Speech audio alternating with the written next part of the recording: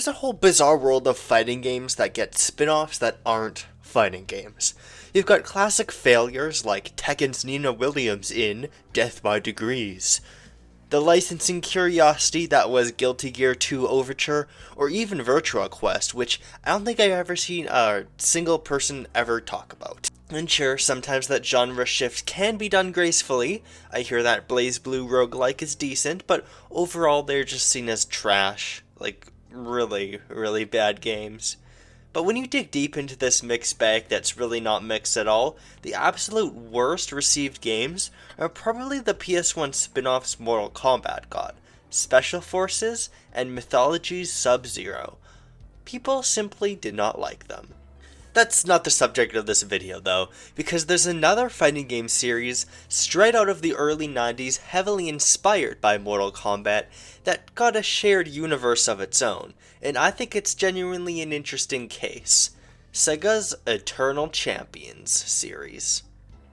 Eternal Champions is a fighting game that got two spin-offs that fleshed out the universe this fighting game is set in: Chicago Syndicate and Experts.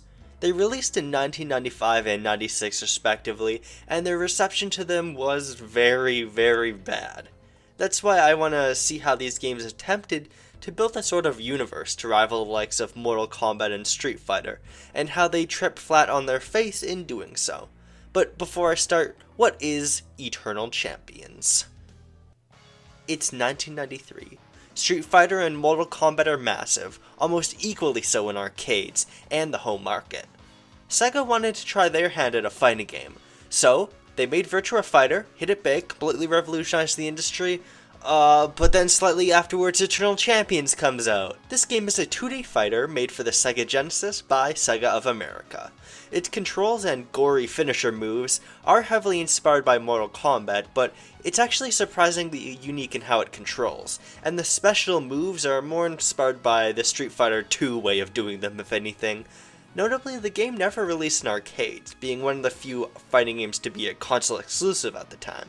It also did receive a Japanese release, but that didn't sell as well as the American release. This game was developed by an American team after all, and it is mostly an American thing.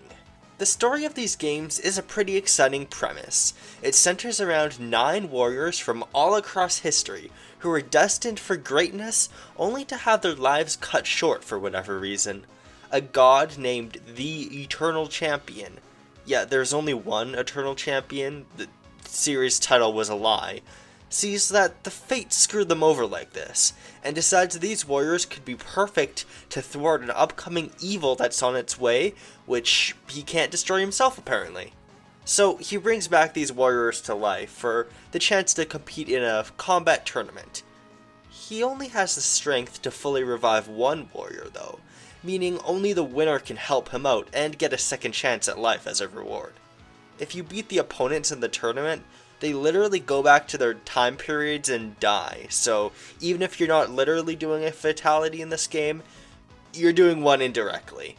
Also, the Eternal Champion is the final boss of this game, and if you lose to him, he says, "Fuck you, you're a failure, you can't be my champion," and now everyone in this whole world dies.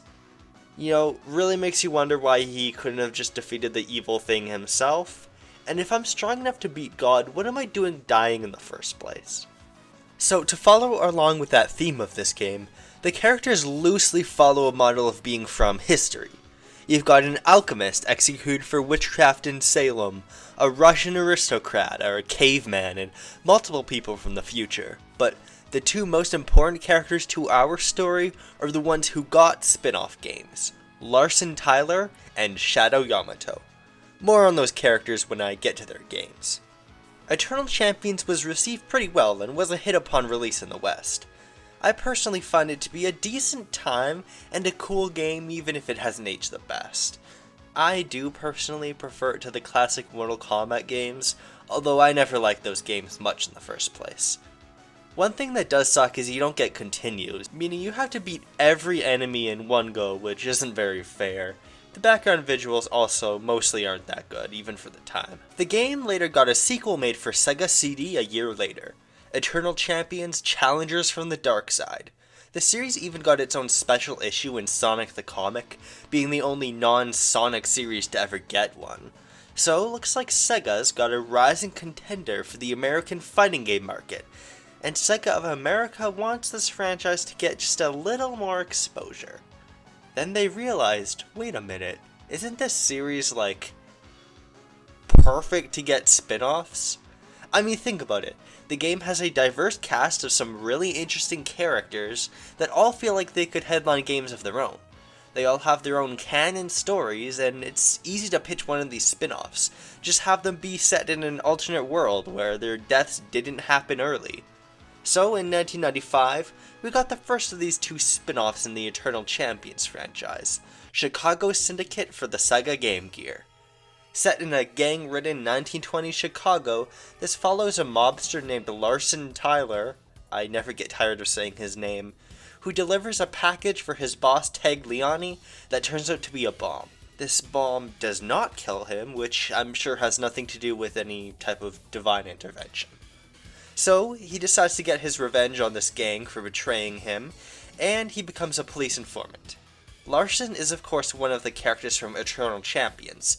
He fights mostly with hand-to-hand combat, with some weapons he occasionally pulls out. And he also wears a trench coat that just looks painful to fight in. The game was developed by a company named Climax Studios, whose most high-profile work at the time consisted mainly of porting games to British computers like the Amiga and Commodore 64, or mainstream games to handheld systems. They're probably most known now for developing the Assassin's Creed Chronicles games, and some very not well received Silent Hill games. But I digress. This game is a Game Gear exclusive, which is somewhat surprising, as most of that game's lineup are ports of titles on more powerful hardware, and not really original things. Unsurprisingly, if you've been paying attention to this video, this game was not received well. So how bad did they fuck this up? Chicago Syndicate is a game that has some genuinely interesting concepts, but I won't beat around the bush. It's one of the worst games I've ever played. You take on several stages based on locations around Chicago in any order, and pretty much just have to defeat all the enemies to progress. The visuals are pretty nice, and I like that you get a sort of hub world, where you can heal up, see the remaining enemies to fight, and call your boss guy. It really stays true to the time period and setting in a really cool way. I guess Larson is able to just completely rid Chicago of all of its crime during Prohibition 2 in less than a year. No wonder an ancient god wanted to revive him. There's a genuine attempt at a city that's always changing, and you need a solid plan to take on each gang. The problem is in the horrible nature of the controls and the poor objectives. So it seems like they're trying to replicate Larson's fighting game moveset as much as possible, because in this game you have a light and heavy attack, and access to lots of special moves. But also you can't turn around. Meaning if you want to walk backwards or god forbid attack an enemy behind you, your attacks will be extremely limited and you'll find it very difficult to do so. This game has a tap to jump control scheme instead of a dedicated jump button too, which is probably supposed to replicate how fighting games control, and you may not realize this, but it's infamously horrible. Basically instant death for any platformer. Certainly makes for a miserable experience. That's not even to mention the enemies, because there's only one real type of enemy, and despite having two attack buttons, you can literally just press one button and you're pretty much set if you're beating up an enemy. Larson's moveset being haphazardly ported to the Game Gear didn't do this game any favors. In that hub world I mentioned earlier, you can listen to tips from your police chief, and you need to formulate a plan for attack on how to strike each gang at their weakest. If a gang is in the process of receiving a munition shipment, for example, you'll probably want to fight them at that exact moment.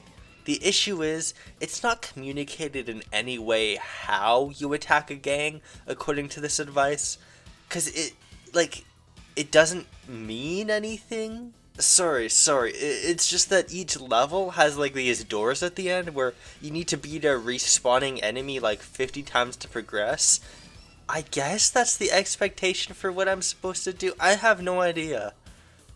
Well, that's the first of these spin-offs, and I can say for sure that Chicago Syndicate has some good sprite artists working on it, and the music's fine most of the time. But all in all, there's not much to say besides Chicago Syndicate being a fairly good concept for how to flesh out a fighting game universe that doesn't understand anything about the gameplay of a fighting game like it, or a platformer, and how it would work in another genre. It's surprisingly ambitious, I suppose, but it also puts absolutely no effort into that ambition besides just hinting at something cool.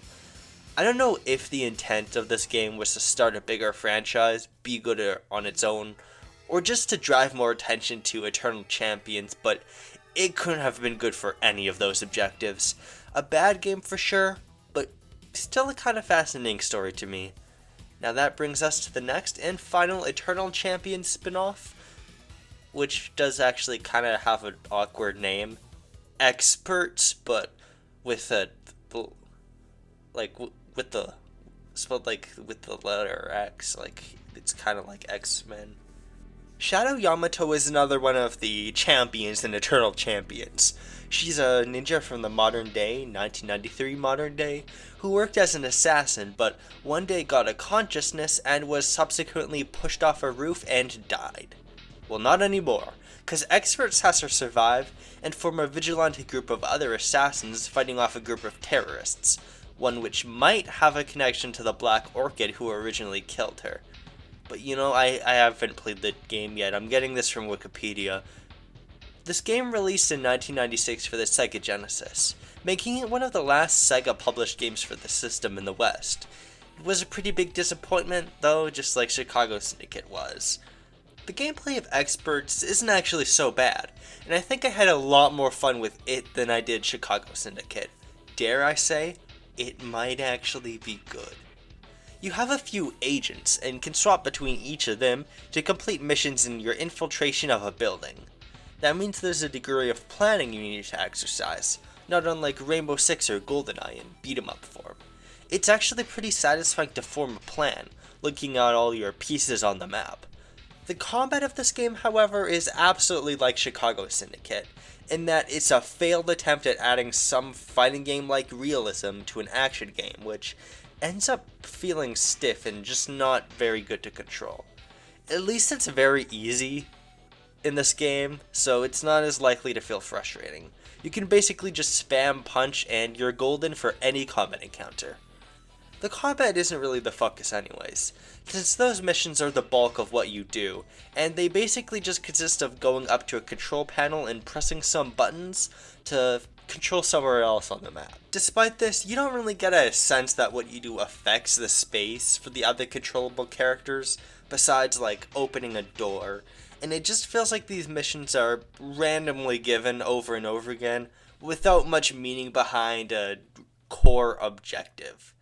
That combined with the stiff combat makes for an experience that's better than Chicago Syndicate since it's at least semi-functional, but still not worth trying at all.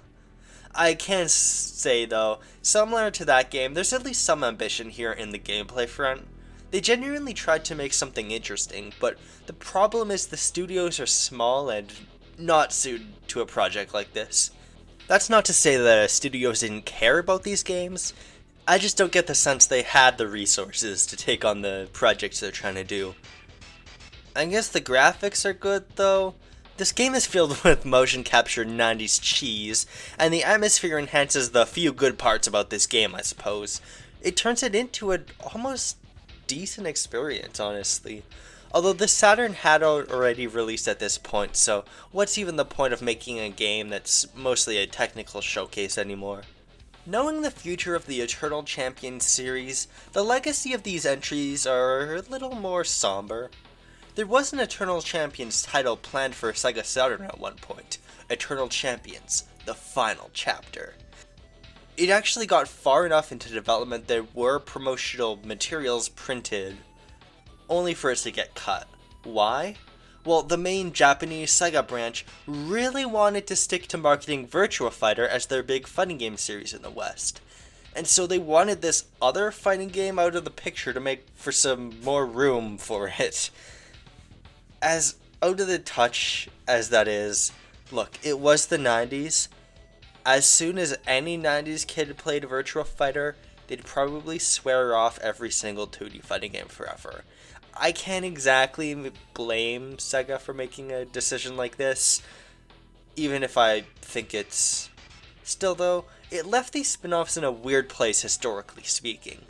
They come from a time where Eternal Champions was being pushed as this big franchise to look out for, and they were trying to get a universe built up for it, only for another branch across the sea to decide their game should be pushed harder, and Eternal Champions hasn't gotten a game since, with barely any acknowledgement or re-releases from Sega.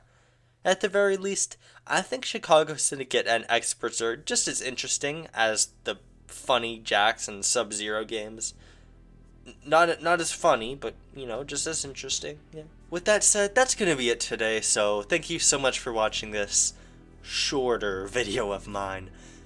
By the way, I am aware of the fact that I titled this video Sega's Failed Universe, when these are alternate universes. I did that because I hate you.